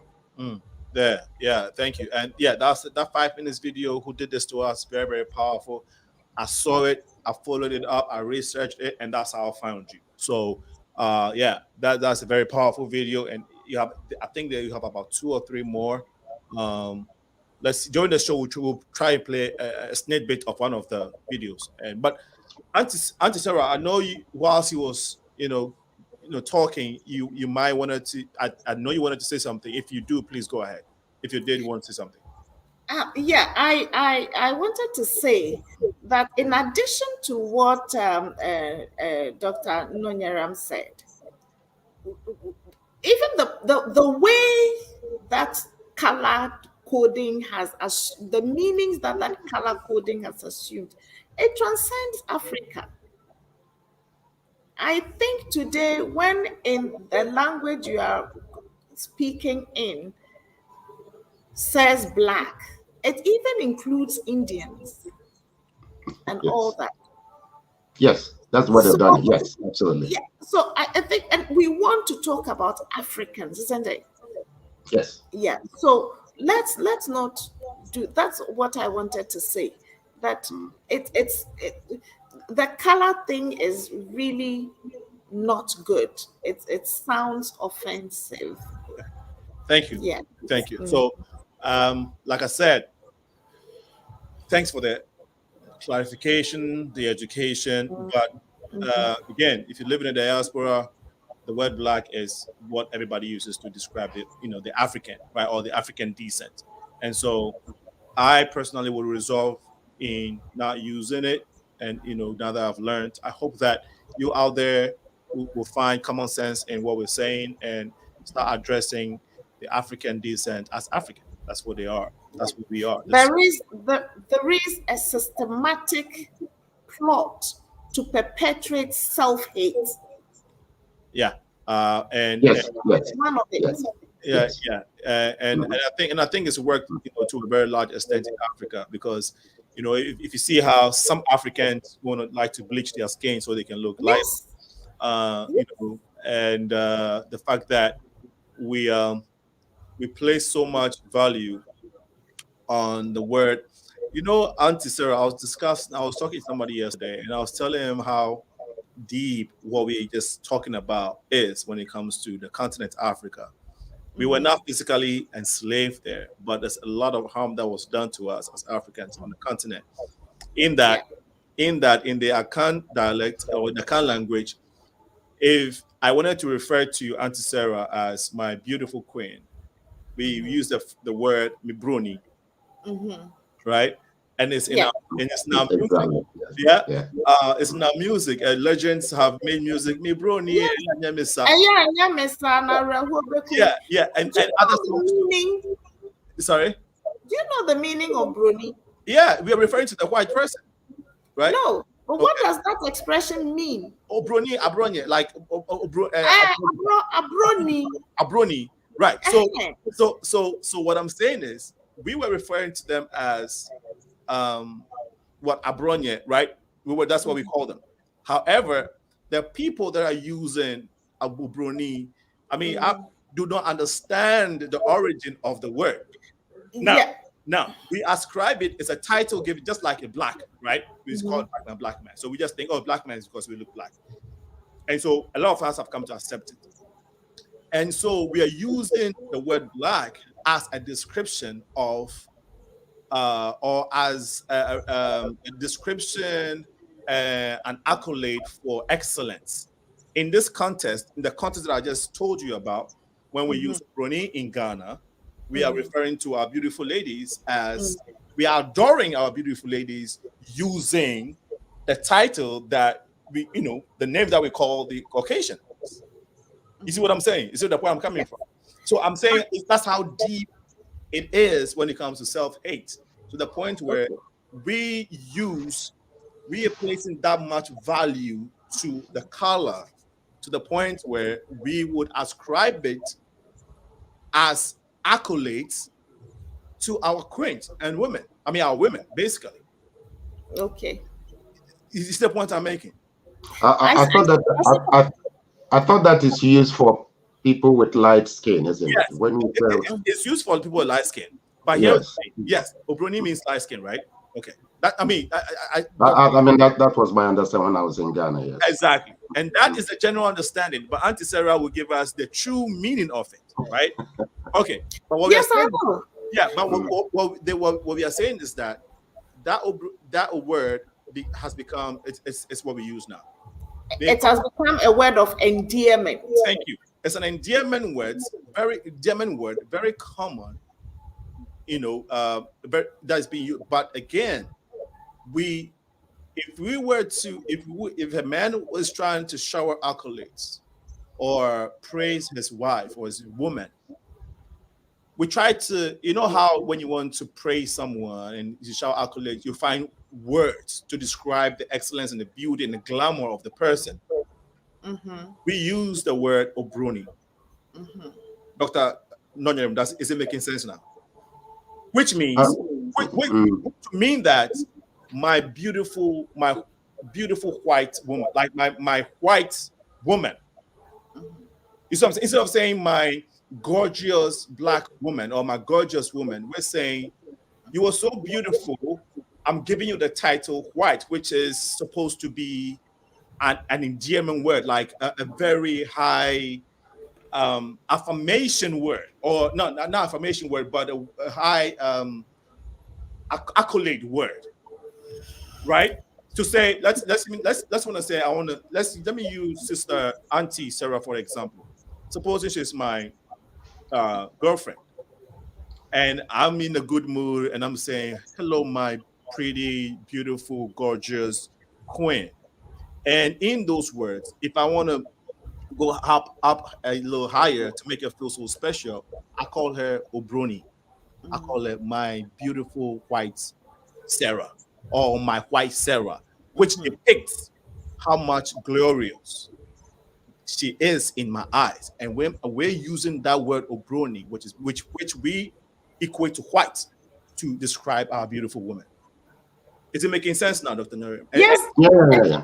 And that is the depth of the self-hate that we're talking about. Yeah, sure. In Africa, That's why people are bleaching their skin and all that stuff. Exactly, because if we are so Auntie Sarah, so there's a lot of job to do to let our people know that even the words we use, we have to understand it, one, and we have to stop using words like obroni to describe those music. We don't have to even play those music on air. But then, this is not to justify it, but I'm just going to tell you the meaning, why that came to become, how it began to assume a meaning of endearment. Yes. When the Westerners, the colonialists lived in Africa, they lived a privileged life. Mm-hmm. Do you see? They lived above everybody. They still do. They were on top. You're right. They were on top of the pedestal all the time. The elite in our society. So it is that component of their living that transformed that name into an endearment. I see. Do you get it? Yeah. But the name itself is a very bad name. Exactly. And so all points, exactly. And we are ascribing it, and we understand it. We don't understand it. We just think that it stands for the white man, and we are ascribing it to our women. And that's why it's very important that we break it down to the youth or to the people in Ghana to say, look, we got to stop using that. Just as we're learning that, stop calling yourselves black, because that is not who you are. That's true. Okay. Thank you. On this point, I think that the three of us have agreed on it.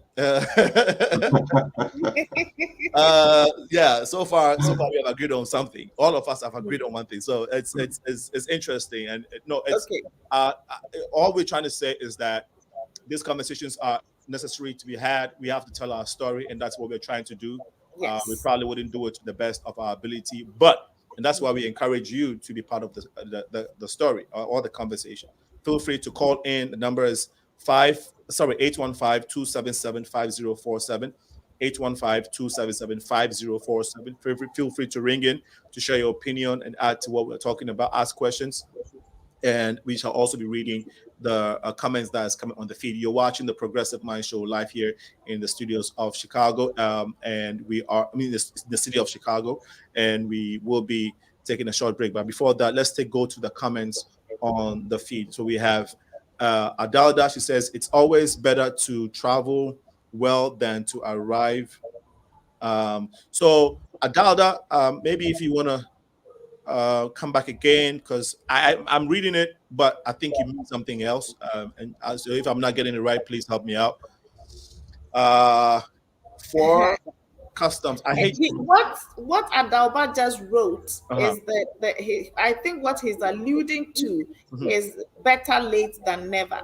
Awesome. Better late than never. Okay, thank you so much, Adalda, for bringing in that comment. This is for SIS Customs. I hate it too. They call me Obroni and my skin is light, but I am an African American. Okay. All right. So now we got to know, we're calling everybody Obroni. We're calling even up black women Obroni. It's crazy. It's crazy. It's crazy. It is. It is not. It's not unacceptable. The African time, Ebenezer Ijekum. Thanks for chiming in, Ebenezer. I have been in Ghana and I know that they treat time very different. At time it was frustrating, but I had to learn to deal with it. So for ISIS, I believe that you are beginning to understand why we treat time the way we do. It's all culture. It's all these things that we've talked about earlier in the show. So, but we will after this comment, we would like to see if we should drift more to modern day time, because you see that post. Yeah. You see that one. This one right here. Yeah. So if people are never on time, then money is wasted. Even in social event, time is money. And I think that's a very... Yeah, because money is not the most important thing. Relationship is. Well, but then money is hard to come by, right? It's an essential commodity, right? So, yeah, if you don't have plenty of it, and you come up with hard-earned money and you do something, you want people to appreciate, or at least do their best. That philosophy is faulty. You're doing things so you want people to do what pleases you. But if you do, sometimes pleasing you can be selfish, because sometimes, because we don't live in a vacuum, what I do may affect you. A lot of times we are social beings, so whether even my non-verbal expression, my body gestures can offend you one way or the other. Not offend, but can affect you one way or the other. And so just doing you, because we are talking in the context of the social event again. Right. So social events, even in social events, the point I'm trying to make is, even in social events, my action could affect you and people around me. And we know that this is true. So if our individual actions do not necessarily pertain to only us, but affect others, it's important that we are mindful of the people around us based of how we do things, even for ourselves, let alone when we are going to do things that involves others. Because if I'm going to a social gathering that is being organized by a friend who has respected me enough to have me come there, it is no longer about me now. It's about that friend too, right, Auntie Sarah? I understand that. Okay. I understand, but this kind of context is the way I can explain it is that when you take an African idea or an African culture and you put it in a case so that it can be viewed through the lenses of the West, there will always be problems. There will always be misinterpretations. Dr. NONYEREM, what do you say to that? No, absolutely. I mean, that's the point I keep saying here. We need to look at these things. For example, social events. I mean, what is it? Forces customs. Yes. When social events in Africa, the person putting it together has a different mindset. That's it. In fact, some of them, they just want to demonstrate they have the money. They want to waste it. It doesn't matter. Now, so if you're organizing such event in a European context where every dollar... Can I contradict you a bit? You chop my money. You chop my money. I don't care. I don't care. Well, absolutely. Plenty. Yeah. So it depends on whether, but I agree. Look, I believe that the time has come. As earthly resources are dwindling, as competition is taking its ugly toll on us, I think it's important that we begin to review the way we do things. I'm not condemning African culture and their value systems. When we are in Africa and we are within ourselves, it is good that we glorify God the best way He has created us. Exactly. But when we come into a competitive arena, we must be able to wear different shoes or shoes. That's the point I'm making here. Thank you. Let's go to the next comment. Thank you, guys. Michelle Gomez says, relaxed casual events, surely, but a catered affair. Please respect the time. This is from Michelle. I don't know if Aunt Sarah wants to respond to that. I think we have digested this enough. Thank you. Yes. But some in Western world, you pay for a particular time slot at a venue. Yeah, that's true. You see, what I would like to say about this is, as the saying goes, when you go to Rome, you do as the Romans do. When you come to Africa, I do what Africans do. So all these comments are coming from Africans are doing in Rome what to do in Africa, though. No, but all these comments are coming from people who live in the West. Who live in the Western world. Because in Africa, once you take a venue to do your thing, that venue is 24 hours. Absolutely. It's 24 That's the point I made earlier on. Yes. Okay, but so nobody is on time and paying for time. And no. We pay for the day. Okay, so that is for the social side. But Auntie Sarah, you agree that when it comes to like work environment, organized meetings, businesses, we have to be on time. At that point, I say the music has changed, so the dance steps must change. I love that. So next comment is Michelle again. You will not be invited again. I have no problem at all. I don't think this comment was sent earlier, so I don't think it's directly to what in response to what she said. So yeah. The GMT Ghana time. This one is from Richard. Thoughts being expressed by Dr. OSSEI is the ideal time that's to be, but the reality is we are mostly late, but not when we are going to work outside of Ghana. Okay, so basically, I think Richard is saying, so what we are saying, well, when we find ourselves outside the context of Ghana or Africa, specifically the diaspora, we treat everything, we try to be on time when it comes to work. But when it comes to even parties here, Africans find we're late. I mean, it's the same attitude as in Africa. If it's a social gathering, we get there when we get there. Not all Africans, some Africans. Let me be specific. This is Rebecca. Rebecca, thank you so much, Rebecca, for contributing to the show. Richard says, time. Okay, so I think that there's a comment that came through. Let me see if I can. A follow-up question from Four Isis. I do a lot of interaction in a virtual setting within the States and Ghana.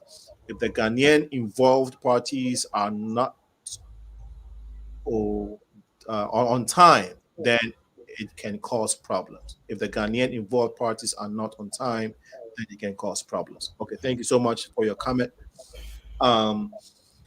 And for the reason the money will not be made. Okay, so I think she's coming back. This is a comment that just came through.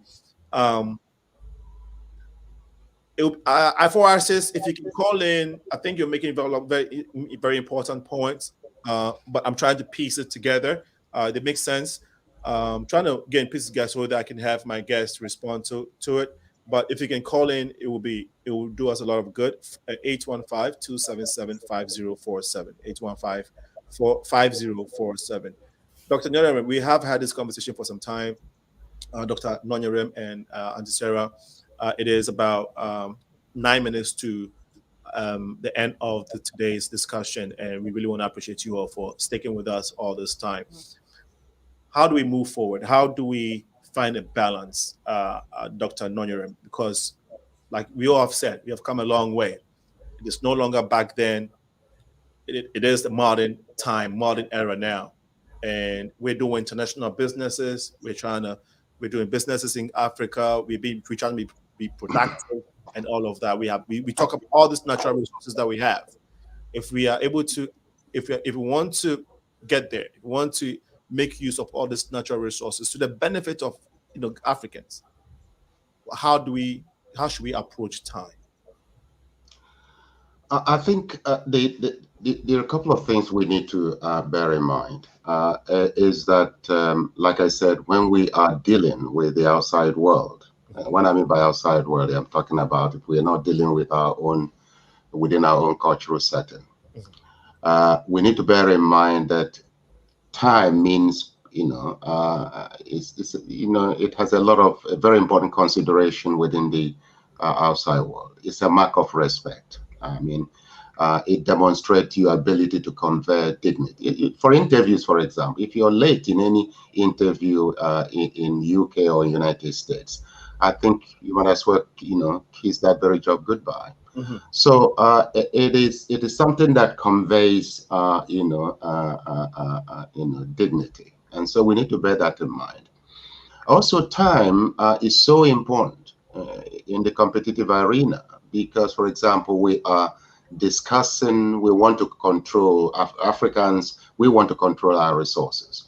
When we control our resources, we have to exchange it with resources also from abroad and all that. And in order to be able to enjoy the competitive edge, we need to make sure that those goods and services are delivered on time. So that's where time again becomes extremely important. And there are those also who have actually associated timekeeping to innovation and progress and economic development. So example is China, another is Japan and all that. So all the countries today, the modern countries that we are all consuming their products, those products, whether it's electronic, whatever it is a product of time.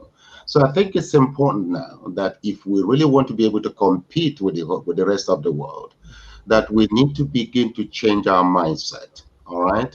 And then prepare ourselves. It can be done. There's no doubt about it. Those of us who are, running departments, traveling extensively, we keep to time. So an African is equipped. We're dynamic. We can do whatever we expected to do.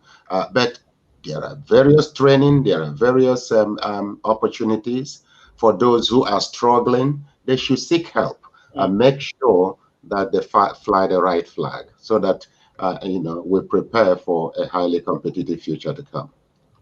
Thank you, Dr. NONYEREM. Auntie Sarah, do you think that we ought to alter? I mean, you said when the music stops and new music starts, you have to switch your steps. Okay. So as a people, what will be your encouragement or what will be your advice to the youth in particular, when it comes to our approach to modern day time?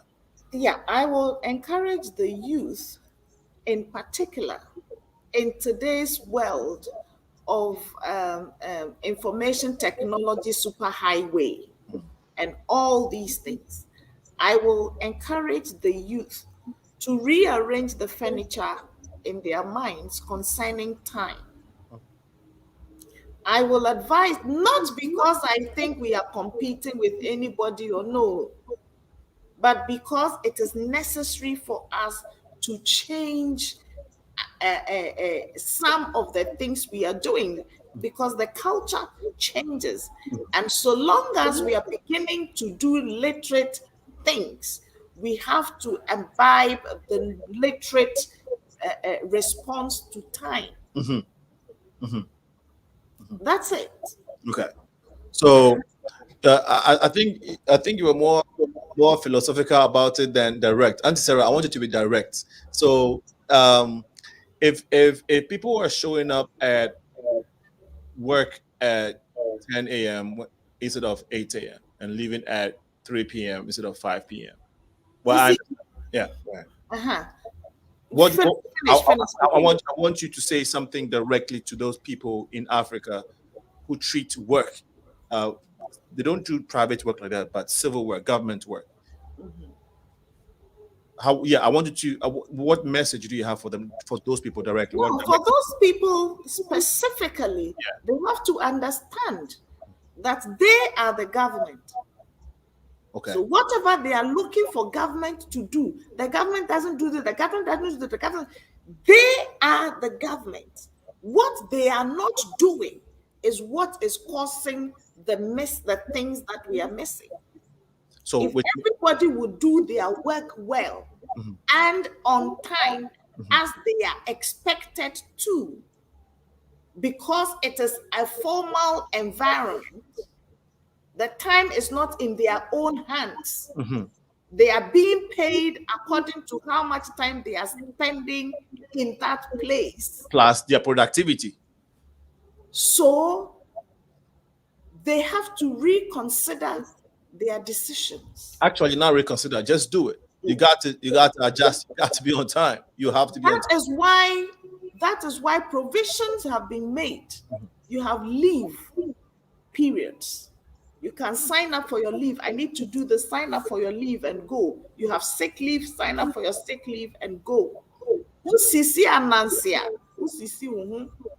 you cheat Anansi, the Ghanaian folk, yeah. If you cheat Anansi, if you play a game with Anansi and you cheat Anansi, you are cheating yourself. Yeah. Because you're playing the game with yourself. Because Anansi does not exist. The mystical Anansi does not exist. Yeah. Yeah. But I think so. I also think, Alinko, leadership is important. Leadership. Those leaders in Africa must live by example. I think if you're talking about punctuality, it is something, if leaders make it a point to come to office on time, subordinates will do so. And if leaders also trying to cause, if it becomes a national agenda, let's say our politicians, presidents, actually, if this conversation can be had at that level, I think it will help us. Yeah, because then it gives everybody that sense of direction that this is what we ought to be doing. Wow, this has been a very informative and thought-provoking for me, this discussion, and I really appreciate it. I was going to look at the time we spent at our funerals, Auntie Sarah. You know what? Somebody goes to funeral, travels to another town for a funeral over Friday, and comes back to the city on Monday and reports to work Tuesday with the excuse that, over the weekend I went to this funeral, I was so tired. And their excuse is that is their excuse for not coming to Monday to work and reporting on Tuesday that they went to a funeral and spent a whole 3 days. Yes, that one too is part of their life. It is important. It is an important component of the processes of things. Okay, but it's called somebody a document not processed. It's called someone's file not being processed. It calls someone's business. So the funeral is one thing.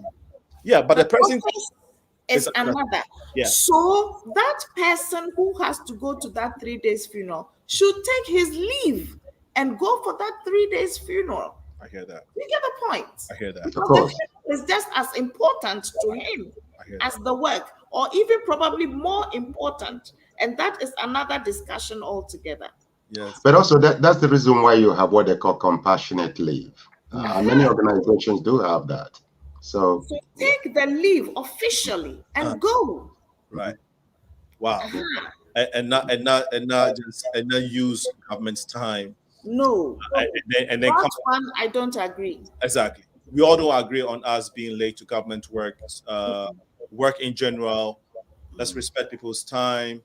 But Sarah says, if you're inviting me, it's me you are inviting me. I show up when I show up to your party. As for that one, I will not compromise on it. I'm not going to be pressing myself because I must show up to make somebody else happy. Maybe I'll not even enjoy myself at the party.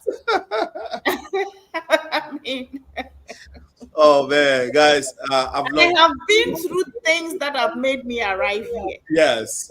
So allow me to enjoy myself the way I want. My goodness, that's beautiful. Guys, it's been wonderful. I'd like you to give us your last words. We shall be back again. I think we should, I want us to look at the springing up of religious entities in Africa. You know, all this springing up of churches and why we spend all day at church. We pray a lot, and there's an argument for it and against it. All these prophets springing up everywhere, and whether they are duping people or helping people, you know, is something worth discussing. So, in the near future, we hope that we can have you here to, you know, dive into it or just to look That at would be a very important discussion. Awesome. Well, it's been a blessing, man. It's been a blessing to educate. Your last words, guys. I'll start with Dr. NONYEREM. I think the world is changing, and our hope is that Africa will emerge competitive against Asia, America, Europe. We know that our continent is the richest continent on Mother Earth. We know that we have the capacity, both in human and other forms of resources.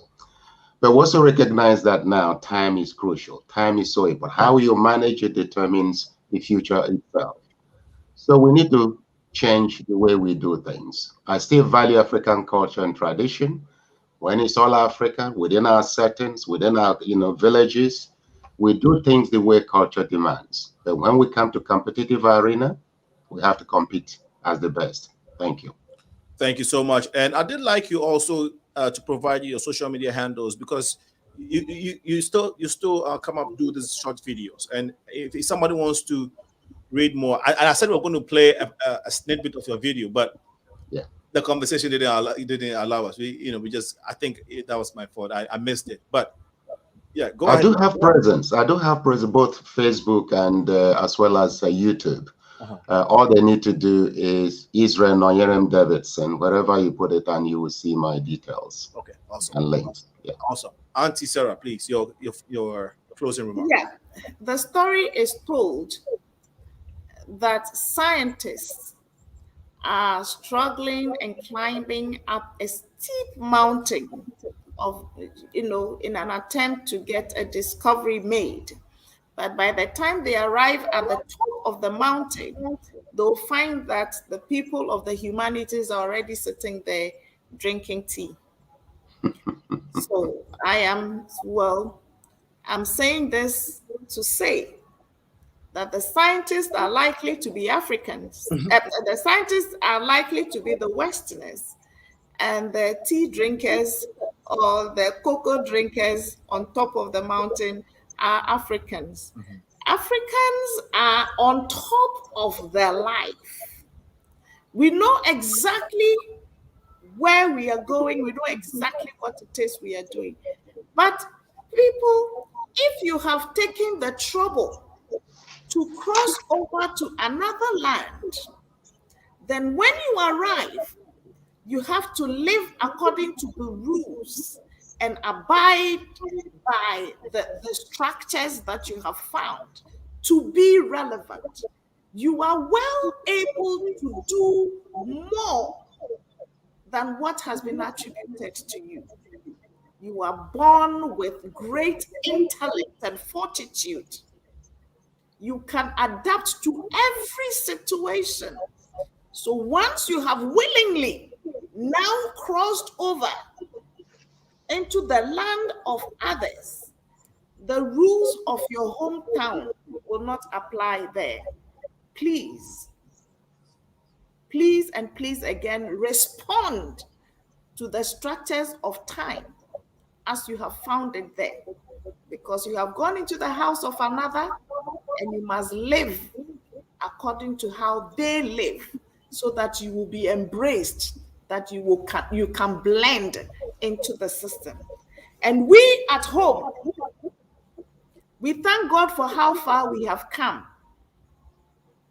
The issue is the life is changing, and so must we.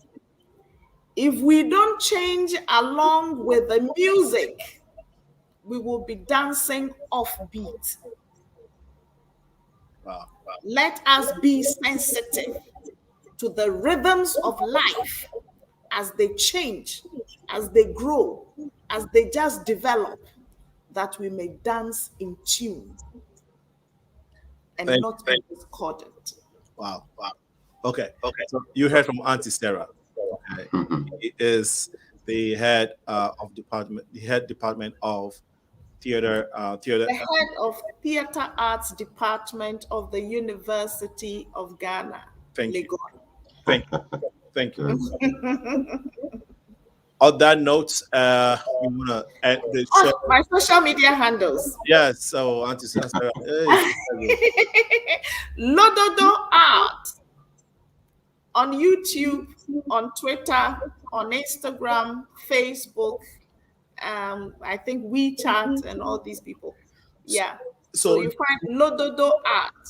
Okay, Lododo Arts. And Lododo in Ewe means story. Lododo in Ewe means proverbs. Proverbs, yes. Proverbs. Yeah. Awesome. Good. So, okay, check out Auntie Sarah's Lododo platform on the social media handles that she's just mentioned. Yes, this evening we have a new story posted on YouTube. This evening, you said? This evening there'll be a new story posted. Okay. Every Sunday evening we post a new story.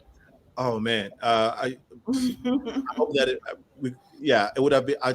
We tried to work towards getting these videos played during the show, but as you know, the conversation sometimes take preeminence of some of these production work. So we hope that as our audience, we hope that you would bear with us. But we have definitely learned a lot today, and me personally, I have, and I want to thank you again, Dr. Israel NONYEREM Davidson and Auntie Sarah for coming on. To our guests, we really appreciate you for being around, sharing the feed, and being part of the community building show. It's very, very important. Let's keep the conversations going. It is not an end. We'll keep it as much as we can. Please go on our website, theprogressivemindshow.com or thepmsshow.com, and make your contributions to us. Everything we do here is has to be paid for, and we are a 501c. We are a 501c not-for-profit organization. So we want to encourage you to send your donations to us so that we can keep bringing you these topics week in, week out. Okay, guys, thank you so much. To whom much is given, much is required. Stay blessed. Have a wonderful night, Auntie Sarah and Dr. NONYEREM. See you soon. Thank you very much. Thank you very much. My pleasure.